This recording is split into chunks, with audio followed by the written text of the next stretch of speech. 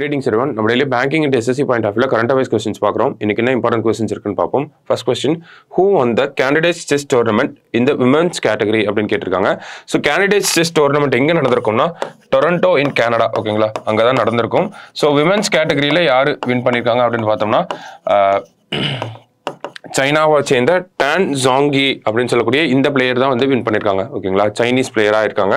So மென்ஸை பொறுத்த வரைக்கும் பார்த்தோம்னா குகேஷ் வின் பண்ணியிருக்காங்க அப்படின்னு சொல்லி எல்லாருமே நம்ம பார்த்துருப்போம், ஓகேங்களா. குகேஷ் வந்து வின் பண்ணியிருக்காங்க. ஸோ இதில் ஜெயிக்கிறவங்க கேண்டிடேட்ஸ் செஸ்ல ஜெயிக்கிறவங்க எங்கே போவாங்கன்னா வேர்ல்டு சாம்பியன்ஷிப்புக்கு போவாங்க.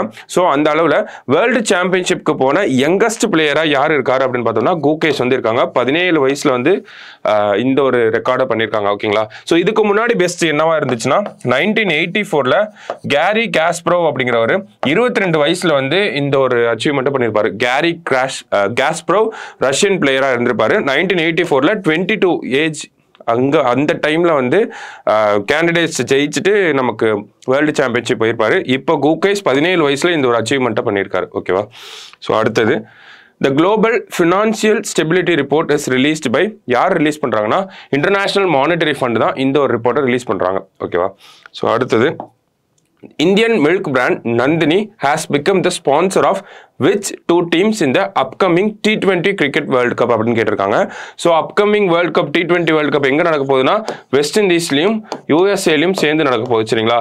ஸோ இதில் நந்தினி அப்படிங்கிற பிராண்ட் வந்து கர்நாடகா மில்க் ஃபெடரேஷனோட பிராண்ட், ஓகேங்களா, Karnataka milk ஃபெடரேஷனோட brand.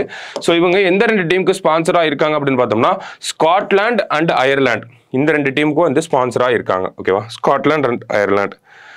From which Lok Sabha seat of Gujarat Mukesh Dalal has been elected unopposed அப்படின்னு கேட்டிருக்காங்க. ஸோ எந்த சீட்னா இந்த முகேஷ் தலால் அப்படிங்கிறவங்க லோக்சபா எலெக்ஷனில் வின் பண்ணிட்டதா அனௌன்ஸ் பண்ணியிருக்காங்க. ஏன்னா அவர் எதிர்த்து யாருமே போட்டியிடலை அப்படின்னு சொல்லி. ஸோ ஒரு சில கேண்டிடேட்ஸ் வந்து போட்டிட்டு இருப்பாங்க, அவங்களோட அந்த நாமினேஷனை வந்து ரிஜெக்டும் பண்ணியிருப்பாங்க, ஓகேவா. ஸோ அந்த வகையில் முகேஷ் தலால் வந்து வின் பண்ணியிருக்காரு.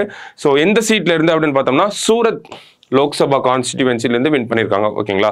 ஸோ அந்த வகையில் பார்க்குறப்ப லோக்சபா எலெக்ஷனுக்கு அன்அப்போஸ்டாக வின் பண்ணக்கூடிய 35th கேண்டிடேட்டாக யார் வந்திருக்காங்க, முகேஷ் தலால் வந்து வந்திருக்கார், ஓகேவா. 35வது நபர்.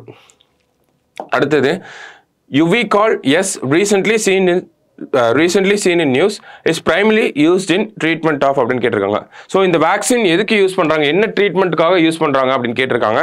ஸோ WHO சமீபத்தில் அப்ரூவல் கொடுத்துருக்காங்க. எதுக்காக அப்படின்னு பார்த்தோம்னா காலரா ட்ரீட்மெண்ட்டில் இந்த ஒரு வேக்சினை யூஸ் பண்ணிக்கலாம் அப்படின்னு சொல்லி அப்ரூவல் வந்து கொடுத்துருக்காங்க, ஓகேவா.